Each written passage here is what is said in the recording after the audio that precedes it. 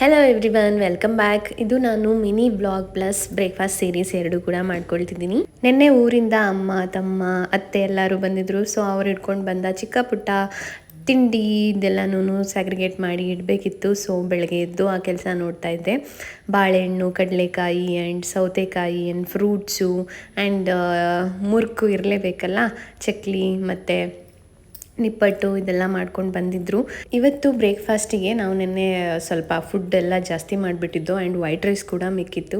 ಅದನ್ನೇ ನಾವು lemon rice ಥರ ಮಾರ್ನಿಂಗ್ ಬ್ರೇಕ್ಫಾಸ್ಟು ಮಾಡ್ಕೊಂಡ್ಬಿಟ್ವಿ. ವೈಟ್ ರೈಸ್ ವೇಸ್ಟ್ ಆಗುತ್ತೆ ಅಂತ. ಆ್ಯಂಡ್ ಅದ್ರ ಜೊತೆ ಸೊಪ್ಪು ಕೂಡ ಮಾಡ್ಕೊಂಡಿದ್ವಿ. ಸೊಪ್ಪು ಕೂಡ ಅಮ್ಮ ಮನೆಯಿಂದ ತಂದಿದ್ರು. ಆ್ಯಂಡ್ ನೆಕ್ಸ್ಟು ಅವಕಾಡೋದೊಂದು ಮಿಲ್ಕ್ ಶೇಕ್ ಮಾಡ್ಕೊಳ್ಳೋದ ಅಂತ. ಇದಕ್ಕೆ ನಾನು ಶುಗರ್ ಯೂಸ್ ಮಾಡಿದೆ. Just banana and milk and butter fruit ಇದನ್ನು ಯೂಸ್ ಮಾಡಿ ನಾನು ಮಿಲ್ಕ್ ಶೇಕ್ ಮಾಡಿಕೊಂಡೆ.